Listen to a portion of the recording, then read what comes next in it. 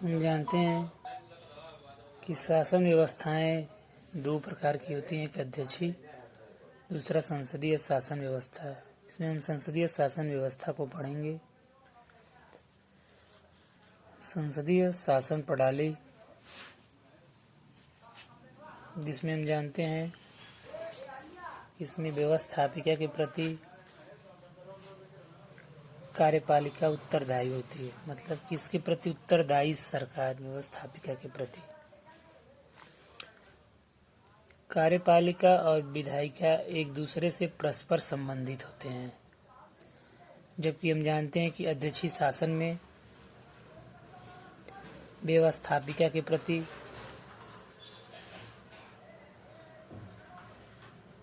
कार्यपालिका उत्तरदायी नहीं होती है, क्योंकि अध्यक्षीय शासन व्यवस्था में कार्यपालिका के सदस्य व्यवस्थापिका के सदस्य नहीं होते हैं।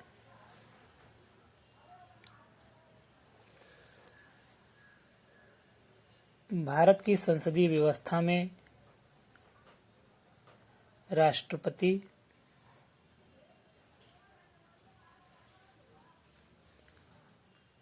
नाम मात्र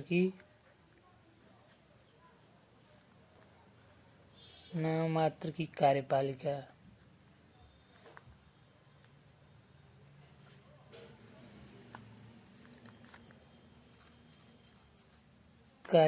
है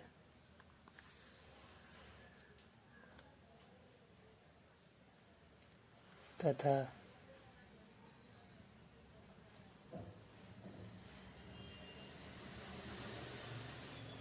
प्रधानमंत्री एवं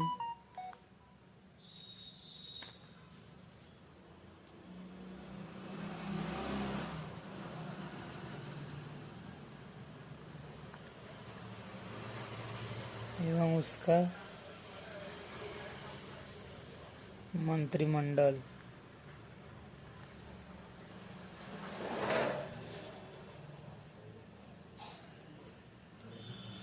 वास्तविक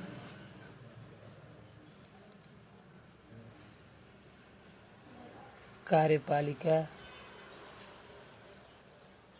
है।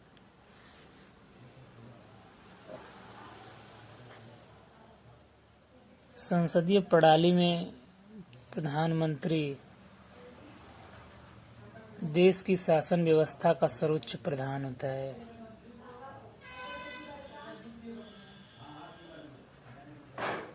प्रधानमंत्री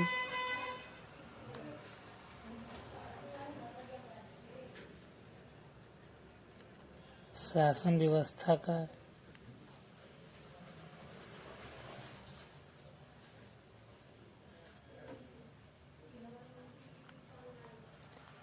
सर्वोच्च प्रधान होता है।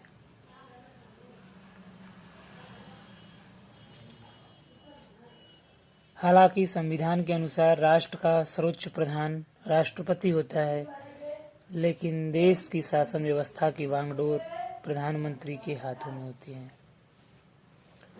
भारत का संविधान, भारत के संदर्भ में देखते हैं।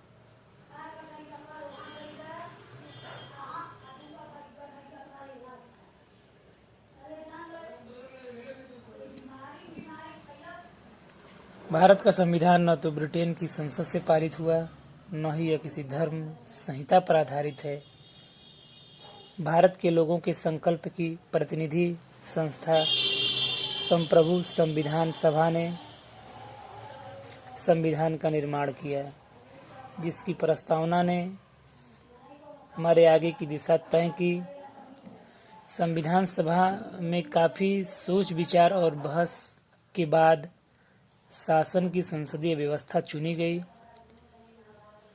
केंद्र व राज्य दोनों ही स्तर पर शासन की संसदीय व्यवस्था को अपनाया गया। और हम ये भी जानते हैं कि संविधान के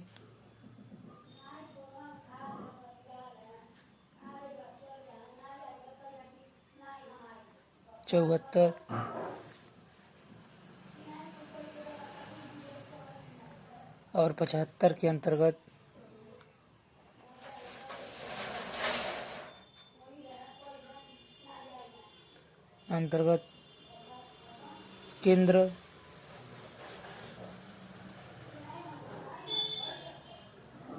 केंद्र में तथा आर्टिकल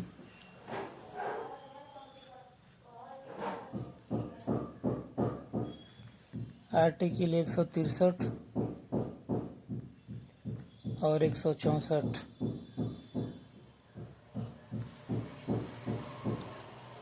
के अंतर्गत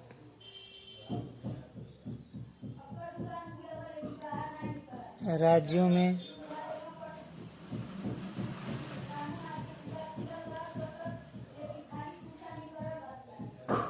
संसदीय प्रणाली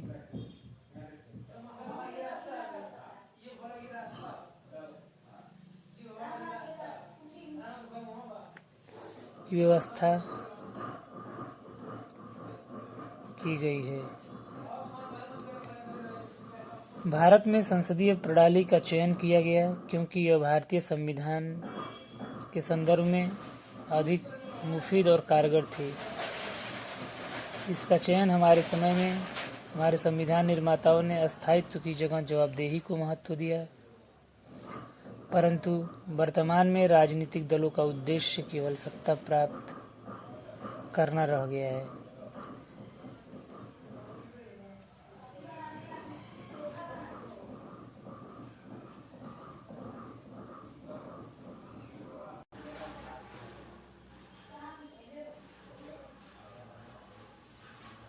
नेक्स्ट पॉइंट में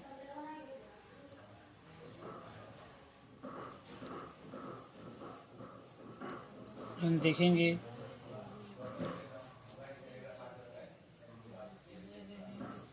संसदीय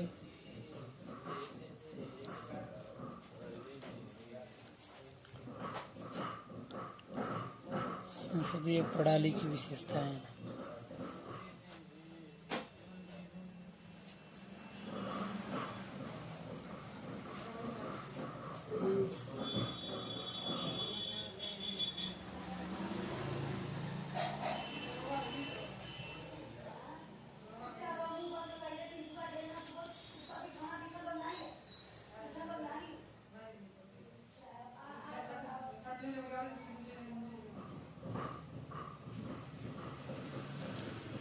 संसदीय प्रणाली में जानते हैं कि नाममात्र और वास्तविक प्रमुख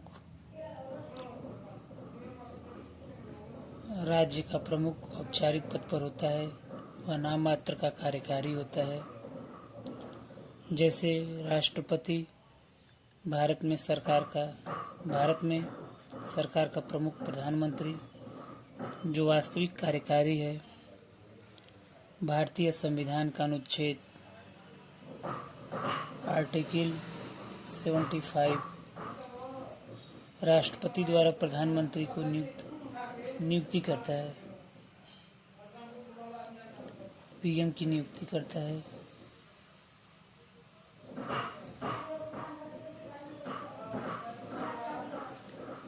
और 74 के अनुसार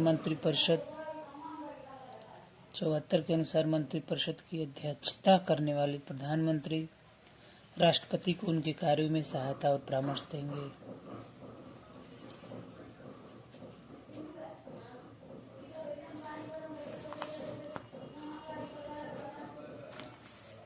आते हैं जो विशेषताएं हैं।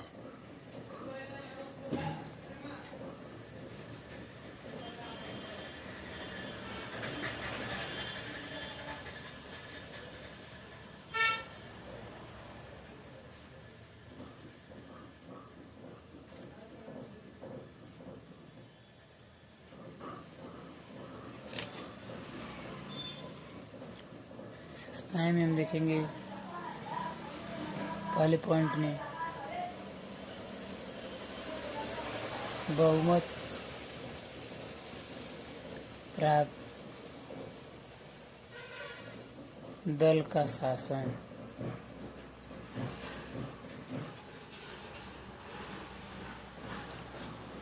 बहुमत प्राप्त दल का शासन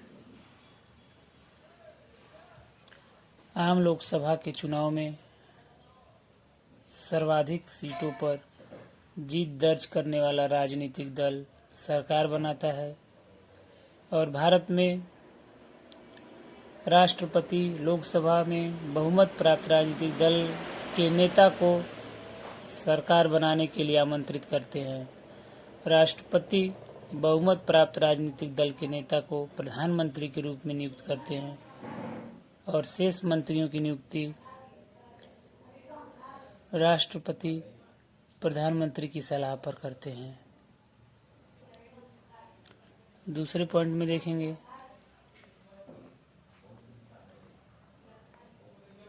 लोकसभा के प्रति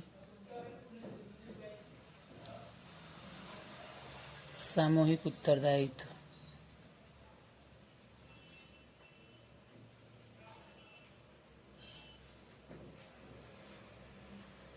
मंत्रिपरिषद लोकसभा के प्रति सामूहिक रूप से उत्तरदायी होती है। संसद का निम्न सदन अविश्वास प्रस्ताव पारित कर सरकार को बर्खास्त कर सकता है। जब तक सरकार को लोकसभा में बहुमत रहता है तभी तक सरकार को सदन में विश्वास प्राप्त रहता है। तीसरे पॉइंट में देखेंगे नाम मात्र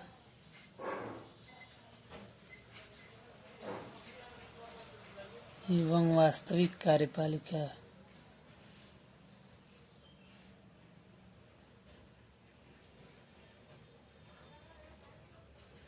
भारत की संसदीय व्यवस्था में राष्ट्रपति नाम मात्र की कार्यपालिका है तथा प्रधानमंत्री उसका मंत्रिमंडल वास्तविक कार्यपालिका है।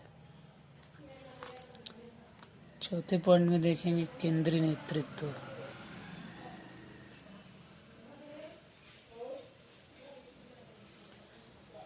संसदीय शासन प्रणाली में प्रधानमंत्री वास्तविक कार्यकारी होते हैं। वे मंत्रिपरिषद के प्रमुख होते हैं।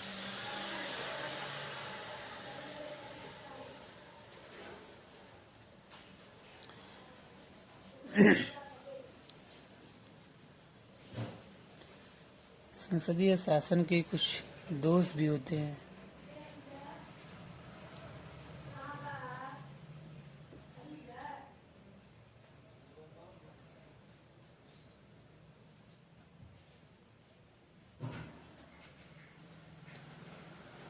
संसदीय शासन व्यवस्था में सरकार का कार्यकाल तो 5 वर्ष निर्धारित है, परंतु वो कार्य तभी तक कर सकता है जब उसे लोकसभा में विश्वास प्राप्त है। अर्थात यदि मंत्रिपरिषद लोकसभा में विश्वास खो देती है तो उसे सामूहिक रूप से त्यागपत्र देना होता है, मतलब कि अस्थायित्व।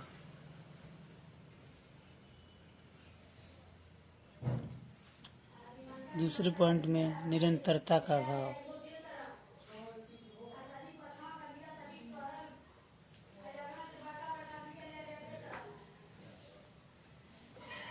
संसदीय शासन व्यवस्था में शासन की प्रकृति अस्थायी होती है, परिणाम स्वरूप नीतियों में निरंतरता का अभाव होता है। तीसरे पॉइंट में देखेंगे शक्तियों का अस्पष्ट विभाजन।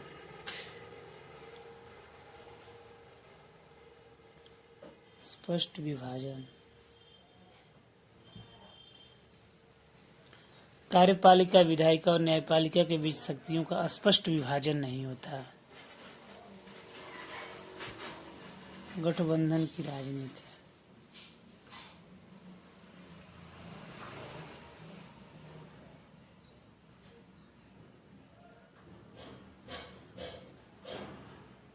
संसदीय शासन व्यवस्था ने अस्थिर गठबंधन सरकारों का निर्माण भी किया है, जिसने सरकारों को सुशासन की व्यवस्था करने की बजाय सत्ता में बने रहने की अधिक ध्यान केंद्रित करने के लिए बाधित किया है।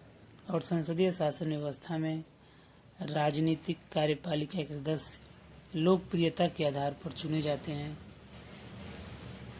उनमें विशेष ज्ञान का भी अभाव होता है। पांचवें पॉइंट में देखते हैं राजनीति का प्राधिकरण।